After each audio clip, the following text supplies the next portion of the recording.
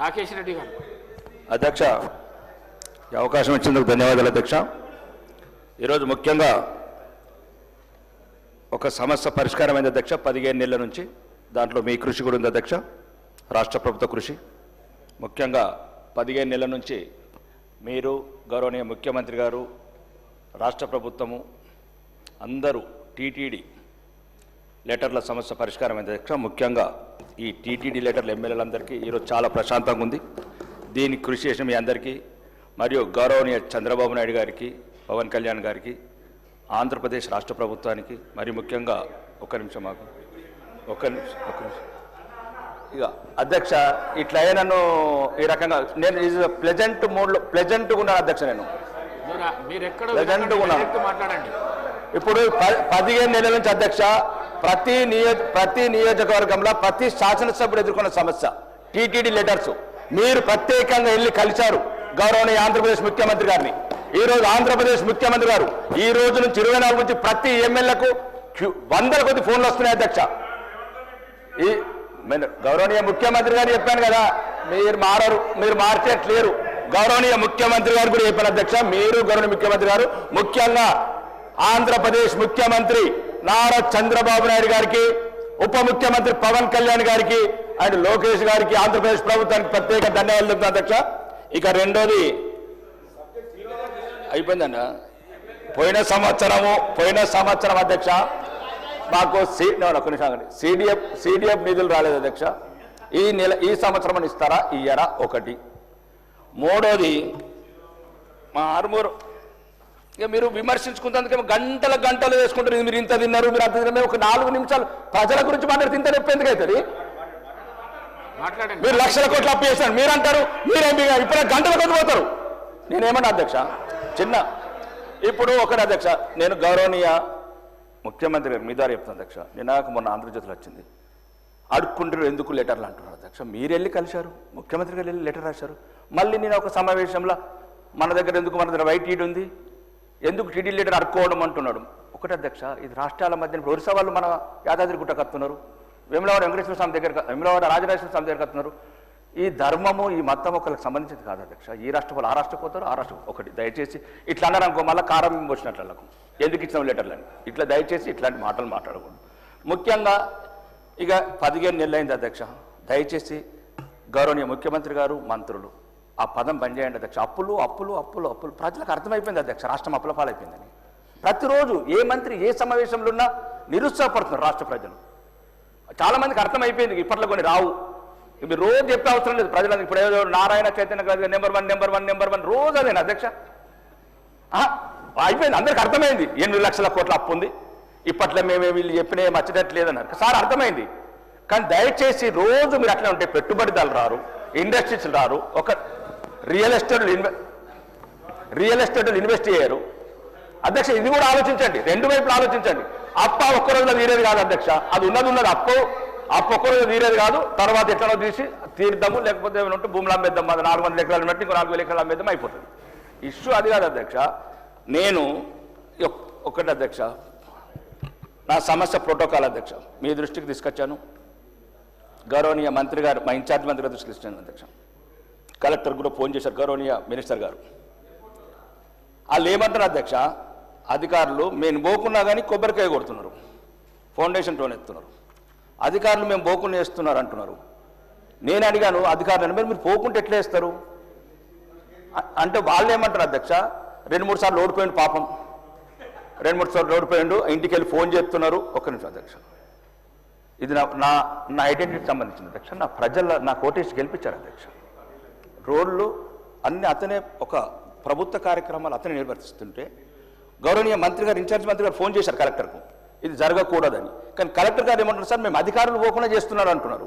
అట్లనప్పుడు పిచ్చాసుపత్రి వేయండి.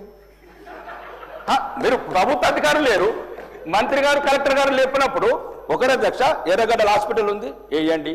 కాదు 294 మందికి సరిపడా సీట్లు ఉన్నాయి, ఓడిపోయిన వాళ్ళందరినీ కూడా కూర్చొని పెట్టండి.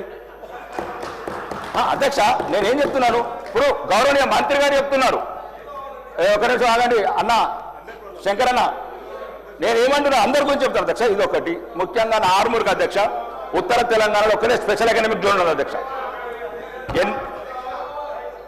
ఒకటే నేను చెప్పింది అధ్యక్ష, నేను బతిమిలాడుతున్నా అధ్యక్ష.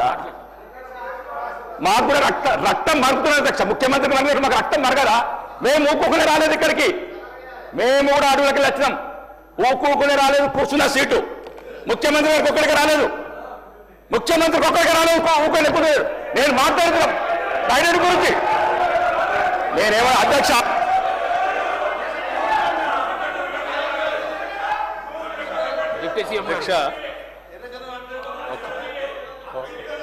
అధ్యక్ష 0 అవర్ పెట్టింది, 0 అవర్ పెట్టింది. వారి నియోజకవర్గంలో కానీ ఇంకేదైనా సమస్య ఉంటే ఆ ఒక్క సమస్యను చెప్తే ప్రభుత్వం నోట్ చేసుకొని దాన్ని పరిష్కారం చేయడం కోసం ప్రయత్నం చేస్తుంది. ఒక్క నిమిషం, 0 అవర్లో సమస్యలు పక్కకు పెట్టి రాజకీయాలు ఆవశ్యంగా మాట్లాడుకొని లేకపోతే ఇంకో రకంగా ఏదో చేయాలనుకుంటే 0 అవర్ ఉద్దేశమే పక్క పోతుంది. గౌరవ సభ్యులు సరే, వారికి నేను విజ్ఞప్తి చేసేది ఏంటంటే, మీరు చెప్పాలనుకునే సమస్య గట్టిగా ఆవేశపడి అరిస్తే సమస్య పరిష్కారం కావద్దు దీక్ష. సభలో మీరు చెప్పాలనుకునేదైనా సమస్య ఉంటే సభ దృష్టి వినండి, కనీసం కొద్దిగా చెప్పాలనుకునేది ఉంటే చెప్పాలని సార్. వాళ్ళు ఆవేశంగా మాట్లాడాలనుకుంటే అంతకంటే ఆవేశంగా మాట్లాడే వాళ్ళు చాలా మంది ఉన్నారు ఇక్కడ అధ్యక్ష. That is not the solution. సమస్య ప్రభుత్వ దృష్టికి సభ దృష్టికి తీసుకుని వచ్చి దాని పరిష్కారం ఏంటనేది మంత్రి గారు చెప్తారు. దయచేసి మీరు మనం కనీసం సభ డెకరం మెయింటైన్ చేయాలి. ఎవరు ఇప్పుడు అదే చేశారా మీరు గతంలో?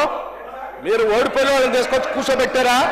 మీరు ఆయన ఓడిపోయిన వాళ్ళని తీసుకొచ్చి కూర్చోబెట్టారా? సభ గురించి తెలియకుండా మాట్లాడితే ఎట్లా?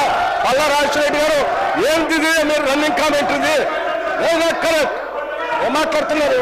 మాట్లాడితే ఏమంటే దీనికి ఒక పద్ధతి ఉంది, ఒక పద్ధతి ఉంది. సభ్యుడు ఏం మాట్లాడాలో కొత్తగా వచ్చి ఆయన చెప్తున్నారు. మీరు కూడా అట్లా మాట్లాడితే ఎట్లా? మీరు ఆయన గతంలో ఇదే చేశారా? Sir correct, all the time I been watching you sir. ఇది సభ నడుపుకోవటం ఇది పద్ధతి కాదు. సభ ఉన్నతనాన్ని గౌరవాన్ని కూడా కాపాడుకోవాలి. మైక్ దొరికింది కదా ఆవేశపై మాట్లాడి రన్నింగ్ కామెంటరీ చేసుకుంటూ కూర్చుంటే that is not correct. Let us debate it seriously. చెప్పని సమస్యలు చెప్పనండి, సభ్యులు ఆయన సమస్య ఏం చెప్తారో చెప్పండి, మంత్రులు రాసుకుంటారు, నోట్ చేసుకుంటారు, చేస్తారు. ఎగతాళి మాట్లాడుకోవడానికి కాదు వచ్చింది. కూర్చోండి. పల్లా రాజేశ్వర రెడ్డి